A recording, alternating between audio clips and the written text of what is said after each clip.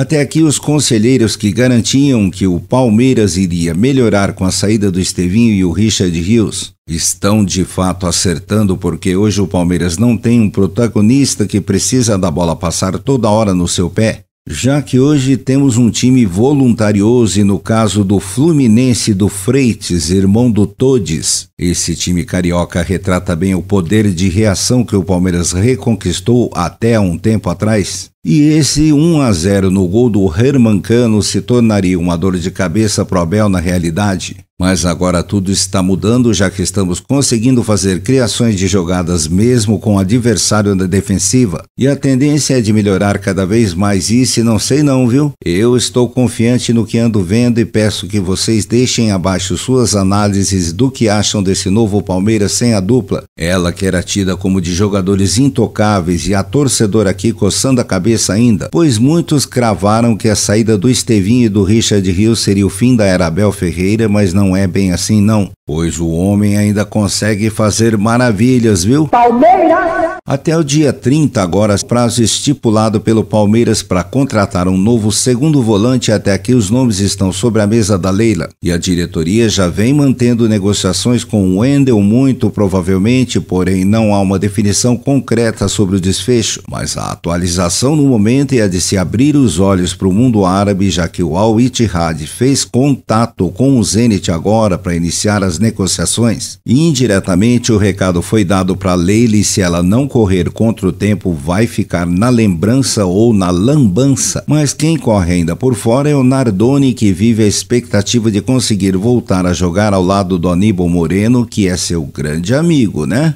Enquanto pairam dúvidas sobre nós, de um lado há também as velhas dúvidas e do outro ainda assim o Abel dá seus pulos, mas sempre com aquele olhar de grande preocupação e sabemos que o Palmeiras tem dinheiro e consegue fazer um investimento alto, mas o problema em si está na linha de frente o Anderson Nice, que até um tempo atrás não era o cara das negociações, mas resolveu assumir a posição de negociador agora, infelizmente, e o Leonardo Holanda, que ficou conhecido por fazer grandes negócios, acaba por depender do aval do diretor comedor de Big Mac. E só nessa informação vocês veem que o Barros continua com autonomia aos quatro cantos do clube, e não estou vindo aqui para atacar o dirigente de novo, para pedir sua demissão, mas sim implorar para que ele coloque a mão na consciência à frente e que realmente saiba fazer negócio. Palmeiras! Aulas e mais aulas, e as duas últimas coletivas do Abel estão mexendo muito com a imprensa, e se eles esperavam um treinador agressivo nas palavras e com o pavio curto para as opiniões ou comentários de todo mundo, agora estão vendo uma versão light e sem lactose desse Abel de 2020, que era aquele treinador que chegava às coletivas e deixava todo mundo muito impressionado pelo seu lado motivacional, e é em cima desse espírito que o português busca se reerguer, pois as declarações dele de que se não ganhar título até o final do ano poderia ter sido uma metáfora, mas isso mexeu muito lá dentro. E essas informações que estou repassando aqui têm o dedo dos setoristas, conselheiros e funcionários, que estão percebendo uma mudança no ânimo do técnico, e que assim seja mesmo, pois precisamos desse Abel do Antigo Testamento, já que ele sabe o caminho que tem de seguir e, como ele mesmo diz, com os pés no chão vamos atrás dos objetivos que temos. E avante palestra! Palmeiras! A lesão do Felipe Anderson, por um lado, foi triste para todos nós novamente por conta da ausência do jogador nas próximas partidas, mas por outro foi fundamental para sacramentar a chegada de vez do Riquelme como profissional no Palmeiras, e a expectativa é a de que com essa vaga deixada pelo Felipe, esse jovem jogador tenha uma sequência ao lado do Ramon Sosa, que nesses dois jogos tem apresentado um repertório até diferente, trazendo uma dinâmica boa com sua velocidade, apesar da afobação algumas vezes, mas o time precisou das assistências dele para o Maurício, por exemplo, fazer seus lances. E isso foi algo que a gente não via há muito tempo de um ponta, e agora não há escapatória pro Abel, que precisa fazer o básico em seus treinos para o sucesso chegar ao seu time. E Deus abençoe o Ramon, que segundo algumas torcedoras fanáticas, o novo muso do Verdão, e que ele consiga representar bem o time nessa fase final ao lado do Riquelme, porque a gente precisa muito de jogadores que utilizem o drible em seu favor, já que a gente perdeu muito da qualidade nessa falta falta de jogadores que têm de fato o futebol arte nos pés, e vocês acham que isso ainda assim prejudicou muito o nosso time? O Ramon, por exemplo, foi contratado por questões táticas também, mas para nossa sorte ele tem qualidade. E só para lembrar vocês, falta agora um jogo para a chegada do grande clássico contra o Peidorinthians já na próxima semana. E olha que o tal do argentino Martín Payero, de 22 anos, que foi sugerido pelo nosso